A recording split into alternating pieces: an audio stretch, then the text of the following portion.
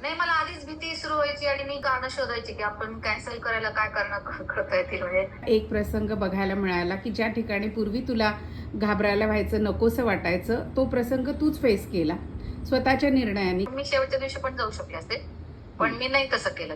ठरवलं फिक्स मनात, नाही मला जायचंच आहे आणि गेले मग. तर म्हणजे भीतीचं प्रमाण कमी झाल्यामुळे निर्णय शक्ती वाढली आणि त्या निर्णयामध्ये असा डायलेमा नाही आला की अरे करायचं का नाही करायचं, कारण निर्णय तेवढा पक्का झाला. जे पूर्वी असा खूप असं दडपण असायचं किंवा असं नंतरही त्याच्यानंतर सुद्धा ते सारखं रिकरिंग व्हायचा तो प्रसंग सारखा. पण यावेळेला मी तसं काही केलं नाही, म्हणजे टाळायचं असं नाही केलं. ते आता मी चांगल्या पद्धतीनं त्याला सामोरं जाऊ शकतो.